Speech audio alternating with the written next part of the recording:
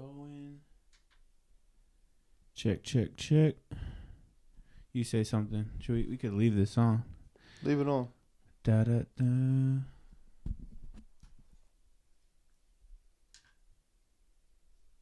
I want to make sure we're leveled out because you said in the recordings that I didn't sound as loud as you. Yeah, you just keep it up near your face and you'll be fine. 'Cause sometimes you like let it drop like you're talking at a lecture. Okay. So, I mean, yeah, feel free to discuss anything.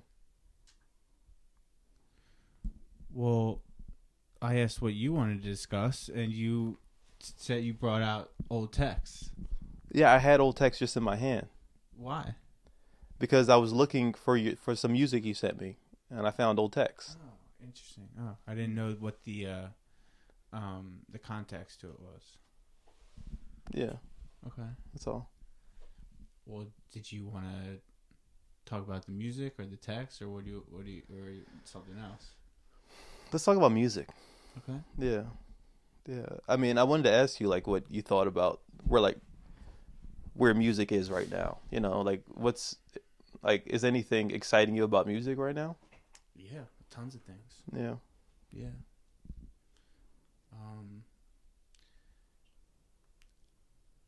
Yeah, I think if you know how to look for good stuff, whatever it is, good food, good movies, good TV shows, if you know how to find good stuff, it may not always be so easy to find it, but if you really love something enough, you'll go out of your way. Whether it was like a long time ago where you like would have to do all kinds of physical things like go to a store and whatever and pay a certain amount of money. Now it's like you just have to sift through a lot of content to find like a lot of mediocre content to find something worthwhile, which can be its own challenge. But what are you doing? Ooh, little breeze. It's good. So yeah, I mean, you know, we've talked about the bombardment of Okay, well, having a lot of stuff. well, tell me difficult. what makes you excited about music. Tell me specifically. What do you mean by excited? I mean, what are your thoughts? I mean, like I just love music. Like anyone loves anything. Like I don't know what you mean. Like it's a part of my day, so I make sure that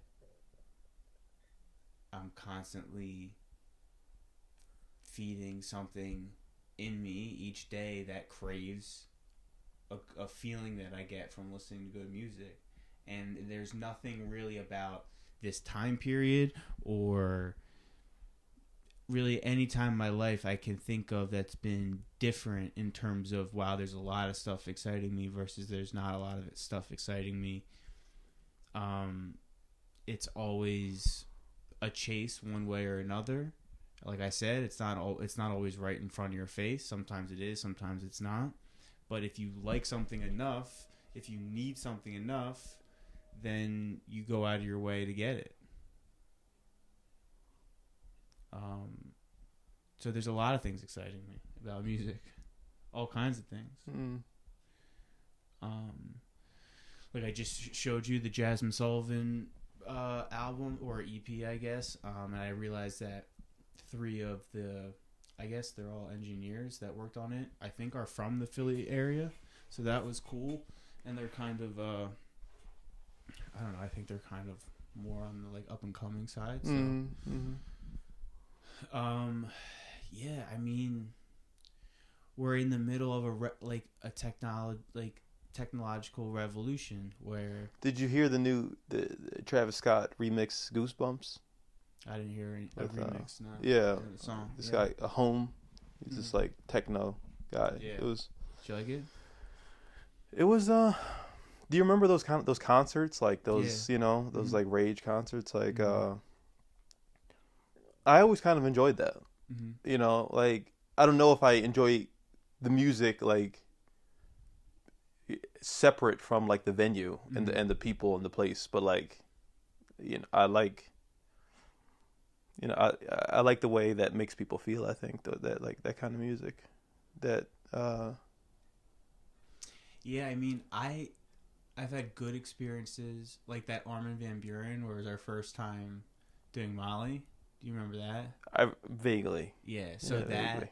was like, and I think he's supposedly like a big deal. I don't know much about techno, but that I remember being cool. But I told you that when we were in PV and we were in those clubs and they were playing that kind of music that I think didn't like, that's when I really decided. I was like, that's when it sounds really self-centered, but like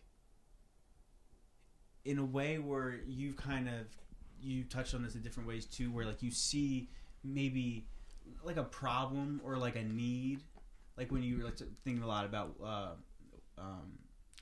was gonna say WhatsApp, but you think of WhatsApp happen upon, like you felt, and I'm good, you felt like there was a really specific need and almost like a calling. Yeah. That's the thing. People like and I was like, yo, it's amazing how popular this is, and how this is like a lot of people's, like in our generation's music. Well, let's go back to that PV trip because I think cold. Yeah, no, I get it. No, it's the sea air is like It just can. It's cold good air for a sec. it was good. It was good. Yeah, definitely. Yeah, that's okay. I think everything about PV was perverse, like as that music was, and it just was a very like I had distinct memories from there, but I remember I vaguely love like if you're reading This Is Too Late, the Drake album, like 10 bands, Star 67, like like Six God, like just playing that, like in like PV large bathrooms, like overlooking the ocean or something. I was thinking it's funny, like the other day I had this, I don't know, it was like a dream or just like a thought of like a reminiscent thought of that like house party that we went. It was like the Penn, like wealthy kids, kind of like there was like a villa that they had, like it was far away like from in like where the common people were. No, it was like and it was insane, it just what amazed me about that, it was a pretty pivotal trip, because I think for me, and I think you were less like a victim, or like you were less impressionable by this sort of allure lifestyle, but like to me, like I remember just in like high school, like the like I'm Schmacked college videos. I remember, sure. That was like, Did you carry some of that with you? What? You carried some I'm Schmacked with you in the college? Well, it's not really. It's an ideology. Oh my god! And I didn't fall victim to it nearly as much as the way that people a lot like. I like came out of it, I think, in that trip. And really having friends like you, where it's like they keep you tethered to reality. But it's funny how we have friends like Bazzelli that like embrace that reality fully. To some extent, almost laughing the whole way down, though. That's the thing about Bazzelli. But I don't. No, but that's the Bazzelli is, laughing or just smiling. I don't know. It's hard to tell sometimes. Sometimes you're laughing, sometimes you're crying. You have to do both, because it's going to be. It was highs and lows, It was, sure, they're the extremes. But the perverseness are like when you see some of that up close. Like what's amazing about like our like internet generation or whatever is like you see a like editing in itself is the art of the internet. Editing and technology, that's what technology is. So like I don't want to get into that whole rabbit hole, but you know what I mean. As soon as you add technology, you add editing.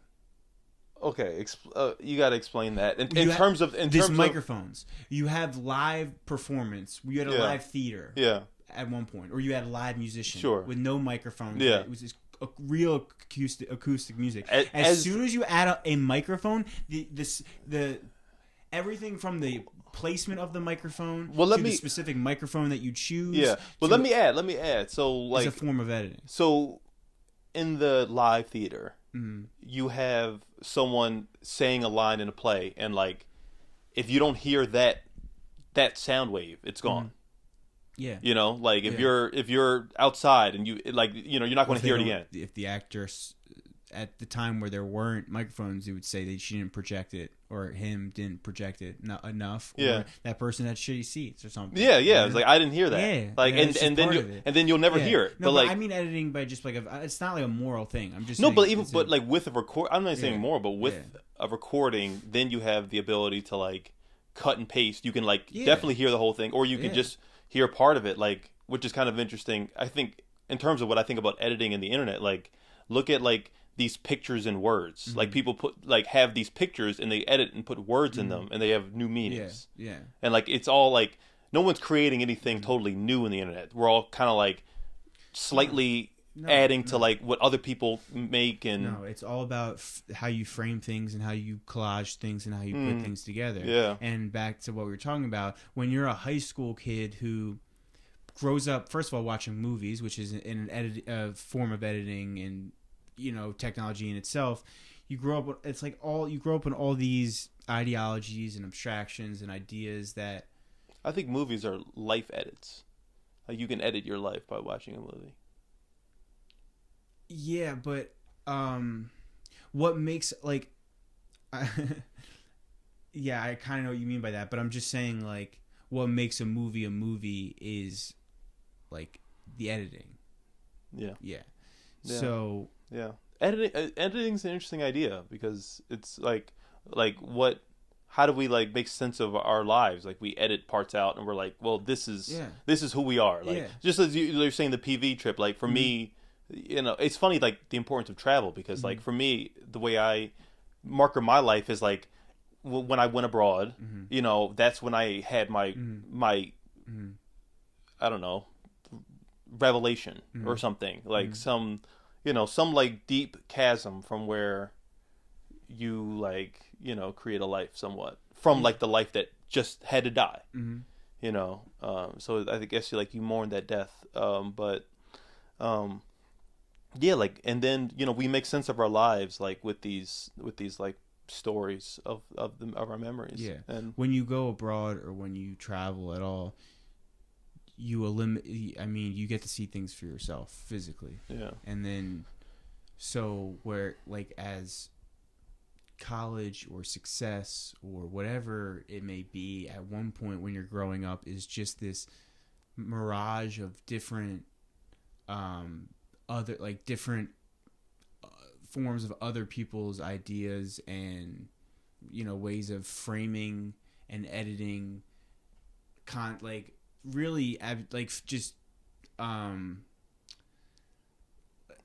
unrealistic, like both unrealistic and surrealistic versions of like the, you know, what you deem to be the truth, and then you go and see things firsthand, and then and then you're, you know, why is that though? Because I guess like we get used to a certain way of living. And then we go and see the world without that, you know, that background. And like I mean, what about traveling makes it so that you get to see a different side of? Well, it's just about seeing things for yourself. Like, but why do you have to travel to do that? Well, at one point in time, the only thing people saw was in front of them, in their hometown, like their actual friends. Yeah. Like before there was, you were able to replicate images and constantly show them to everybody. Like you couldn't see what Hawaii looks like, or like if you lived in the middle of the country, you couldn't see what like a beach really looked like. You just had this idea of what it was. Yeah. And so now when you grow up in a world where that's constantly You're constantly bombarded by edited images. You're constantly bombarded by like just fake truths, and before you feel the truth for yourself first. Yeah. And so you have all these preconceived notions, but it's like stronger than preconceived notions because it's more that becomes more more real to you in a sense. So like before you went to Europe, you saw American whatever, like well I always stupid movie. No, that, and like, when I no your but, idea of Europe. Okay, so that reminds me of the story of when I went to Disney World, right? Like you watch the movies, you see Spider-Man and the Hulk and Mickey Mouse, and like, do you think, okay, that's a world that's not here? And then you go to Disney World and it's a created world that looks like your imagination. Like and it's like not real, but you're here. And you're eating a turkey stick or like, and it's very similar to PV. It's Amschmack. The perversity. I don't know if perversity is a word, but yeah, like Amschmack Vacation, brought to you by. I mean, if you think about commercials for Disney World, that is what I'm Schmacked is for for what they were doing. It's not even for the colleges for themselves, but for what those guys were doing. Like, who's that guy? Who's that rapper who like had the summer camp thing that like just like took everybody's money and gave them like shit? Was it like Busta Rhymes or? I don't know. It was like some. It was like some like Ice-T camp. Yeah. Where like it was like a show or like an online thing? No, it was like a vacation thing where like he like gave them like sandwiches and like it was very poorly done. Yeah. Yeah. Like PV. Like the food, Yeah. Or Fire Festival or whatever. But I think it was called Fire Fest. I don't know. Oh, is that what you're talking about? Yeah, I think so. It's Ja Rule. Ja Rule. Ja Rule. Oh, that's what you're talking about. Yeah, Ja Rule. Yeah. My buddy Tarico went to that. Yeah. Did he have fun? I don't even know, man. His buddy was in one of the documentaries. Like, I don't know. It's not something to be proud of. Yeah. Well, Yeah, that was that. So he went to like PV like 3 times. Was he there when we were there? No. Oh, okay. No. But. Well, I mean, let's think about ourselves. What about the senior week trip to Ocean City? Which like was to me was more family oriented. It was so different. It's you know what I mean? Like just remember that it was just us. It wasn't like we didn't. It wasn't like a dorm. Yeah, and I think that showed like if some people like when you have the freedom to choose, you show what you really want. Like. We didn't like go to AC or go to a club, you know what I mean? Like we just wanted to like drink and smoke in a house full of like we did dozen people. No, we did Adderall and went to AC at night. You guys did one time, but like not like the whole, you know what I mean? A lot. We were there a lot. Oh, every night. One time I think you went once. We went. I did? We went every night. Yeah. We went at the parties. We went gamble. Of course. Yeah, that's hilarious. Yeah. I don't remember going yet. Oh sure. Yeah. I mean, I was, I was, yeah, I mean, yeah, you're just, I don't know.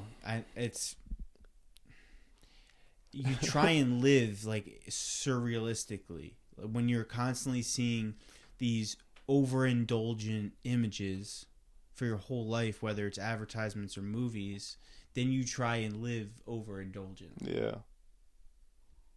Overindulgently. And then you see it firsthand, and it's like gross, normally. From the music, to when people actually try to act it out, like it's like, oh my god, you don't actually want that. Yeah, it's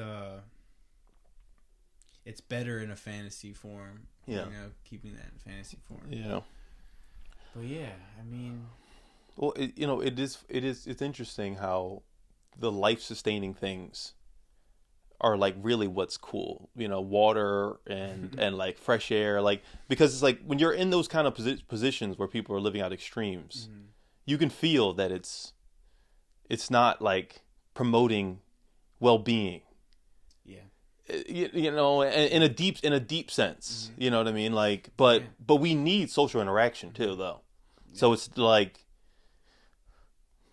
so you know, They're trying to short circuit the well-being, and it's give like, it a quick dose, a hot dose. You know, like and they're trying to really crunch it up and either smoke it or crunch it up, smoke it, snort it, drink it, like it's it's not a sustaining form of well-being. Yeah, it's a It's a little weird of parents to be like, go to Puerto Vallarta for like, you know, I mean, I don't just for like because what could you do there? You're not like, you know, it's like you're not going in the jungles and like exploring the nature, you know, the wildlife. You know what I mean? Like you're the whole time will be committed to debauchery.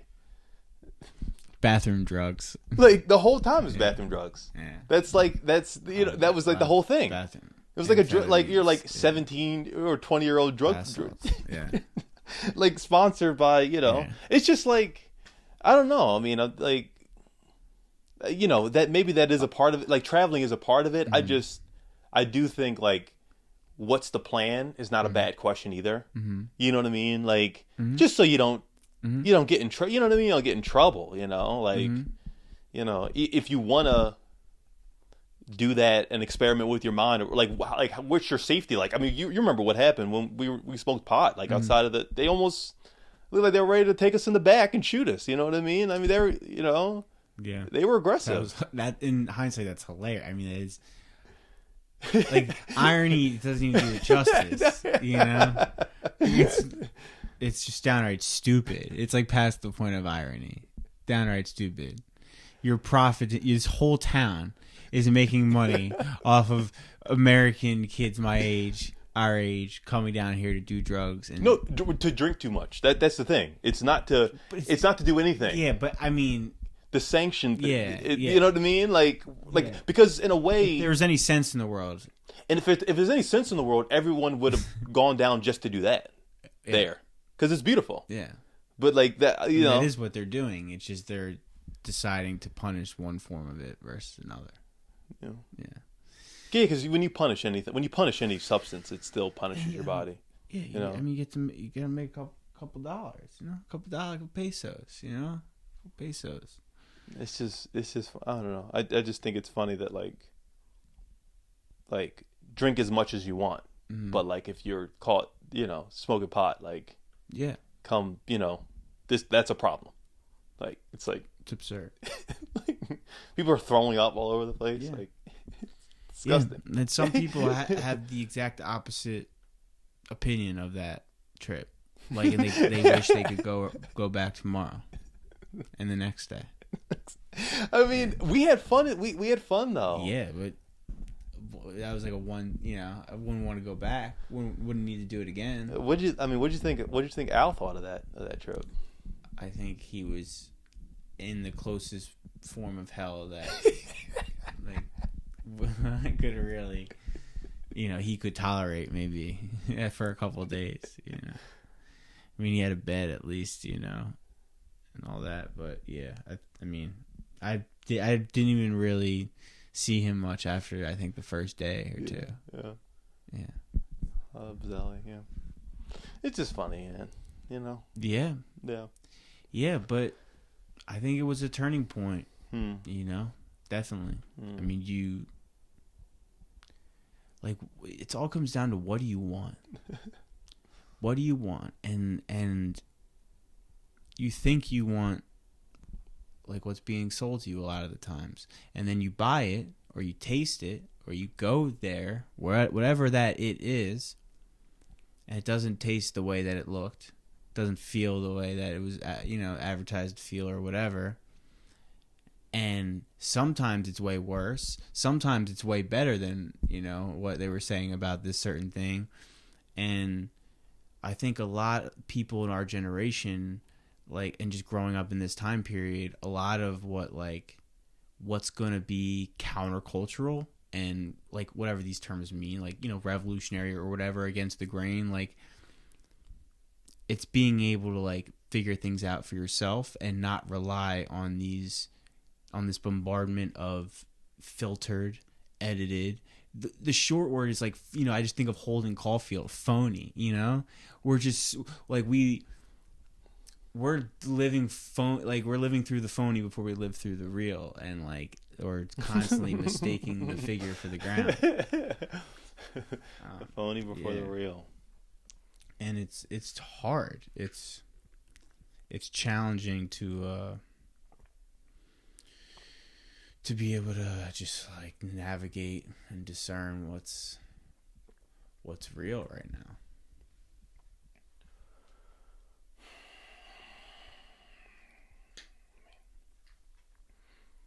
Do that Kanye West prayer from Joe Rogan. Say a prayer. Say a prayer. Alhamdulillah. That was hilarious. Kanye, if we were to be under attack and you were commander in chief, dude, what would you do? Dude, Kim and Kanye, dude.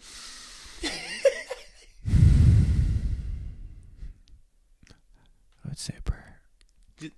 No, Rogan was like, what? Rogan was like, what was that? Like, what did you just do there? As if he's like an anthropologist. Yeah. Pointing back in the wild. I just had to ask God. Yeah. like God. Him. He is him. Kim and him is he. Him is he. Yeah. Him and Kim are, That's whatever. what I heard. I heard that.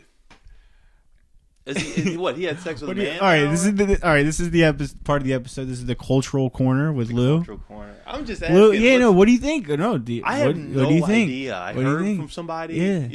Tina told me. I have no idea. Yeah. I mean, but like at the same time, like Kanye West, right? My Dark Twisted Fantasy. We love Kanye. We love Kanye on this podcast. Watch The Throne. I literally did watch The Throne, and let me tell you, it was worth it. 808, you know what I mean? I'm not loved. Dum dum dum. Yep. I think it's pretty. Like if we were as kids, like watching that Kanye and appreciating that Kanye fans, if we were to see what it is now, I'm pretty sure he put out the word on the Twitter streets is he put out a Christmas album with his choir. And there's a dispute between him and the choir about not paying the choir. Yeah, no, I mean, dude, he talked about having a choir of 250,000 strong. Like, that's a lot of salaries, bro. Yeah. That is a lot. Apparently, he does not plan on paying this 250,000. That's a big. He wants them to be there for God. It's volunteer, right? Yeah, we read Sing it for God. Page 50 of our agreement. Kanye West, sing for God, dude. Raise your voices high, says the Bible, right? Yeah, it's really. I mean, it's laughing, but it's like, it's really so kind of sad and like so American. Like it's just so. Like I was gonna say, like if we could imagine this when we were younger, like him, Kim Kardashian. All these kids and now getting a divorce and the choir and all that bit, like that'd be crazy, right? But like in reality, no, it's like it's so predictable. Yeah. And I don't know if you saw, there's this image of Kim going around that she posted for one of her skin creams, and it's her hands, and one of them is her real hand that's just like a normal Caucasian white hand, and then it's the other hand with her body makeup on, and it's this other race hand. Well, she's not Caucasian. I mean, what is she? She's Armenian. Armenian, yeah, but she's white. Like, well, what is white? I mean, she's Armenian. Okay, where's Armenian? Let me rephrase. One hand is significantly more on the side of white or Caucasian, less melanin than the other side. Yeah. So to like have.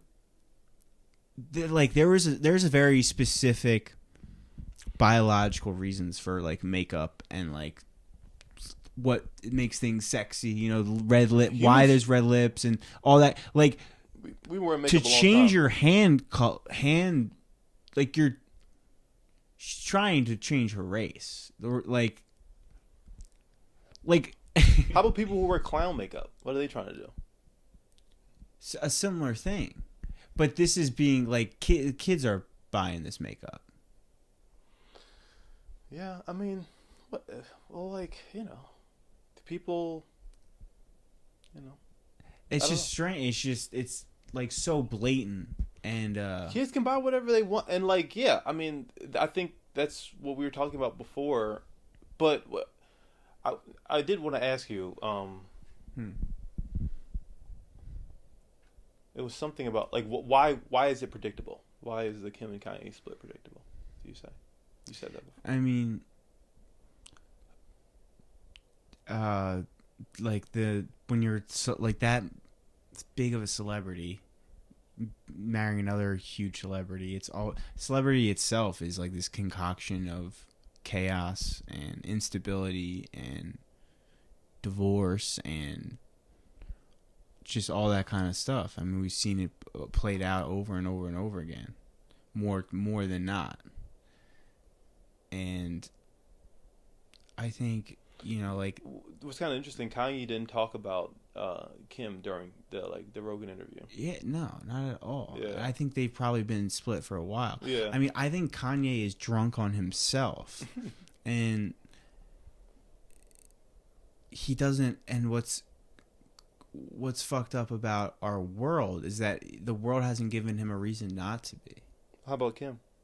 Same thing. But you can't be in a healthy relationship when you're drunk off your own self, because it takes ego sacrifice to be in a real relationship. That's what I'm told. That's what I read in books. What book did you read that in? I don't know. Being facetious. But yeah, it like that worked for him and that worked for her financially.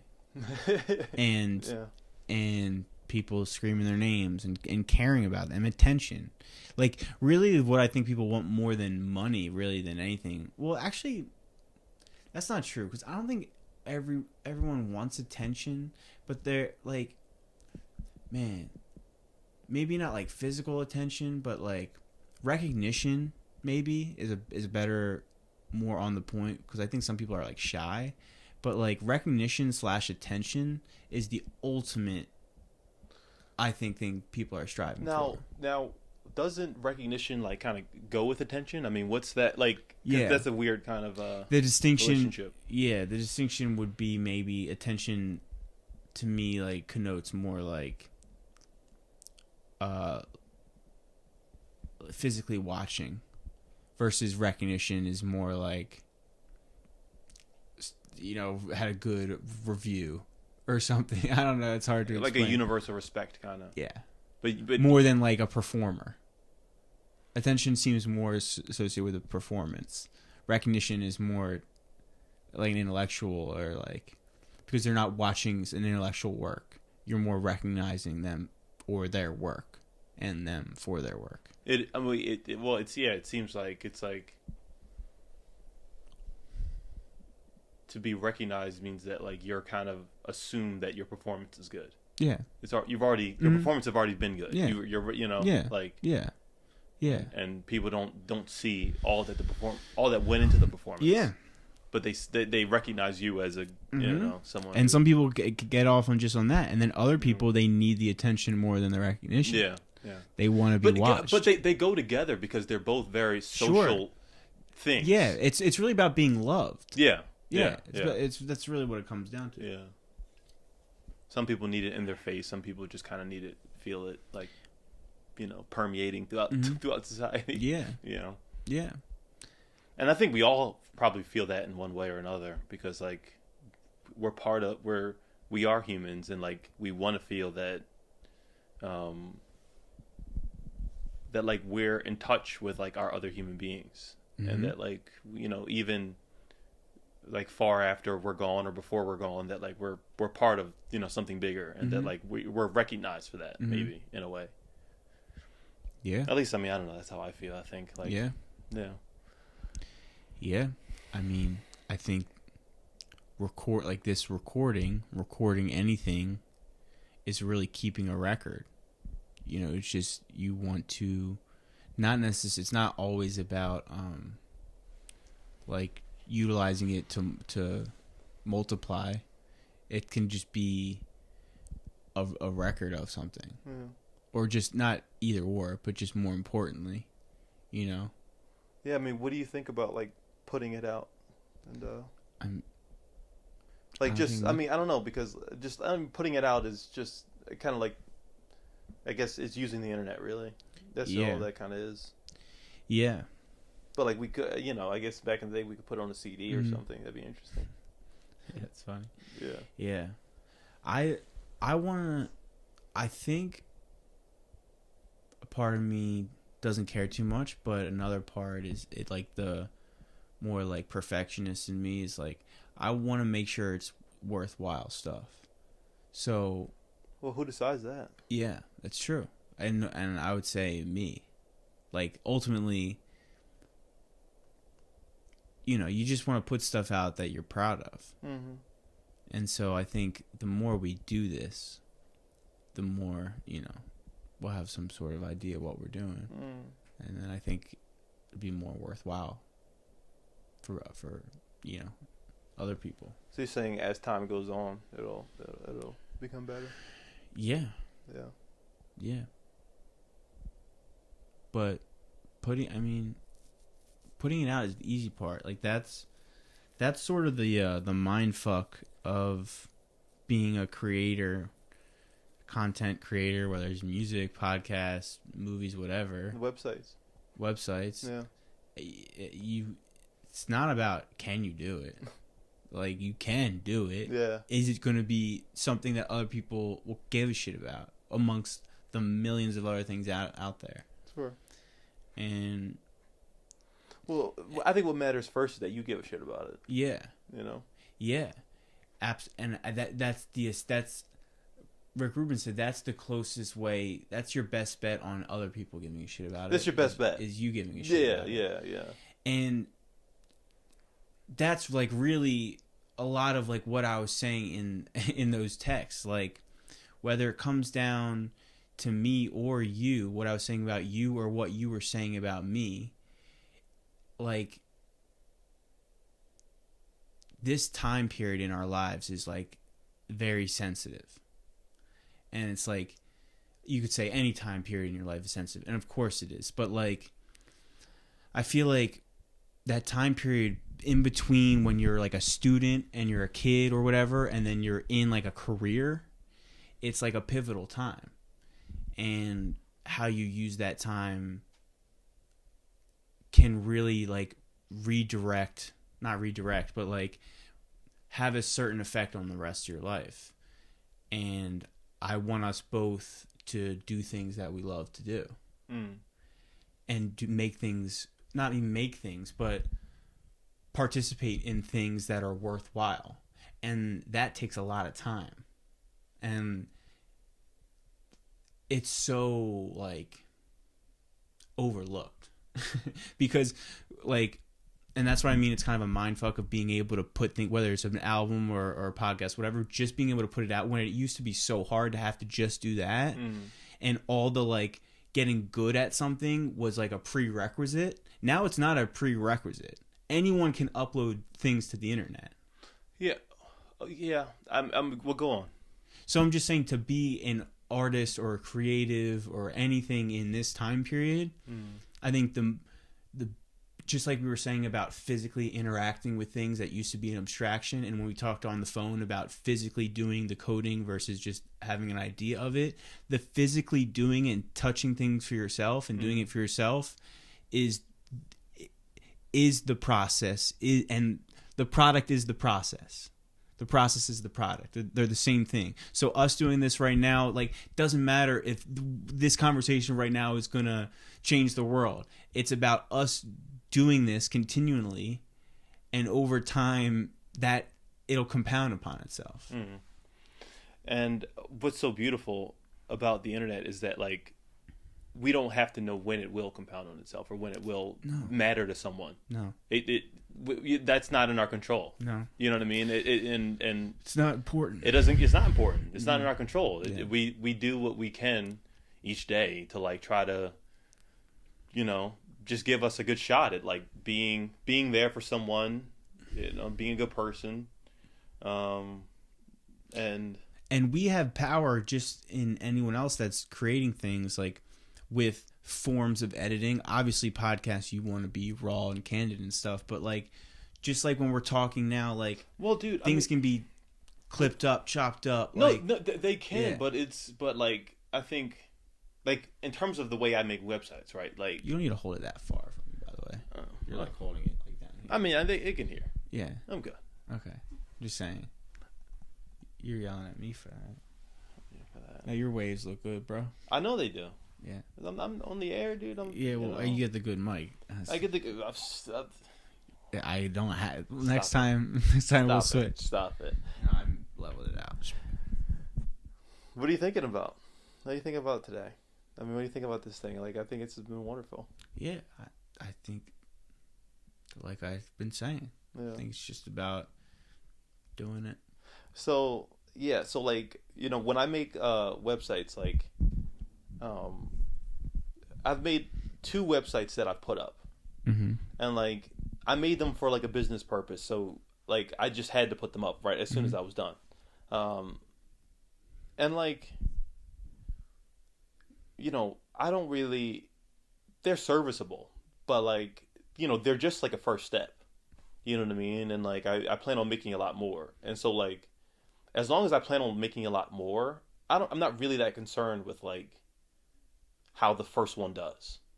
You know what I mean? Because like it's it's like, or the second one, like course. You know what I mean? Like and like because it's all it's just a journey, and so yeah. I guess that's that's what I think just about like the creative process, because I think it's so dynamic. You know what I mean? I think the creative process nowadays is I saw a great TED Talk on this, but like I really kind of just live it, and I'll just put it in my own words. It's a conversation with a wider audience, a society.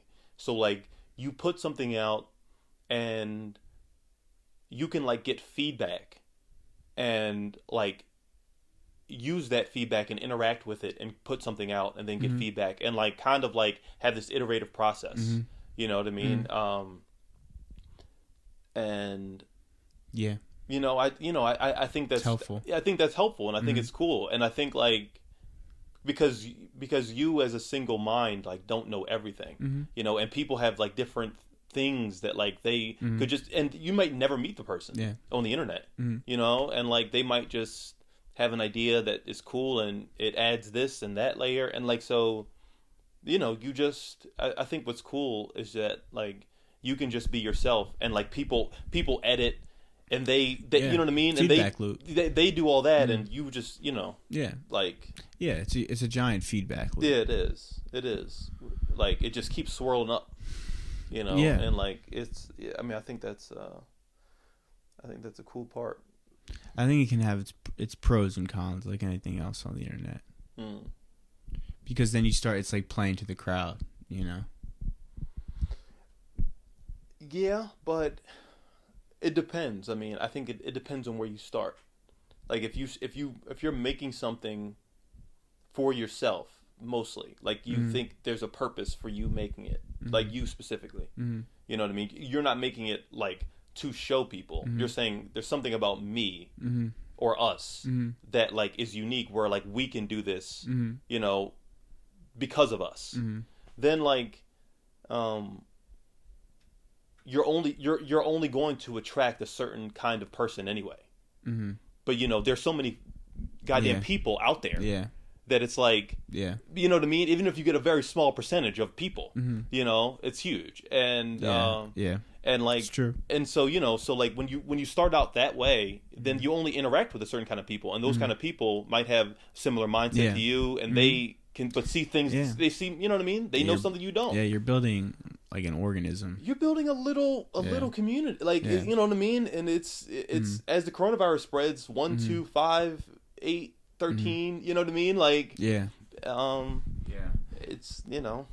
Yeah, I think one of the cool parts about podcasting is like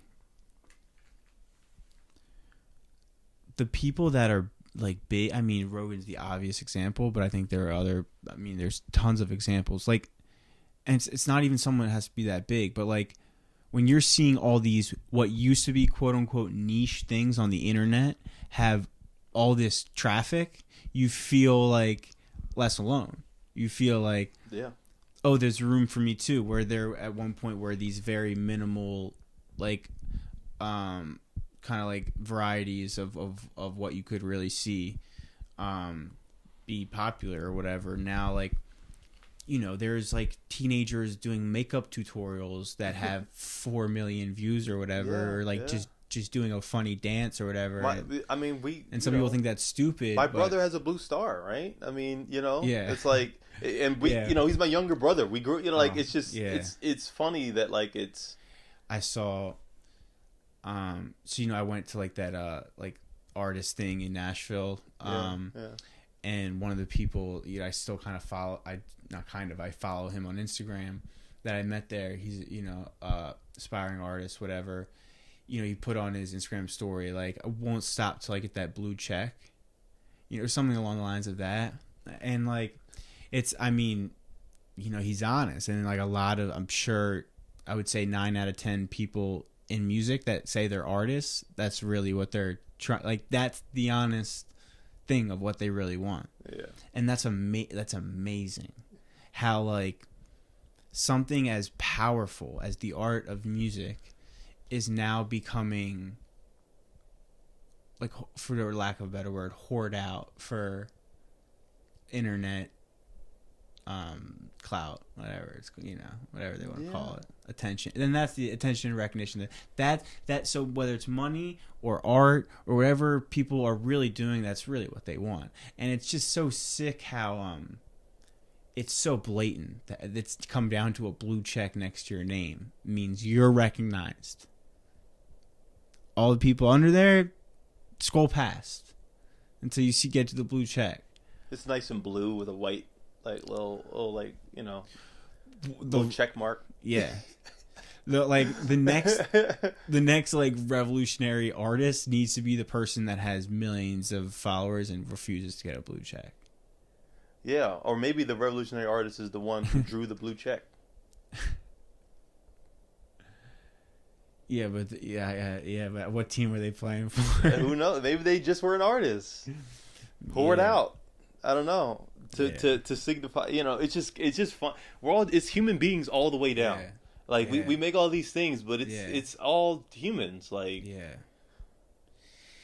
but like we're saying, it becomes so like kind of just gross.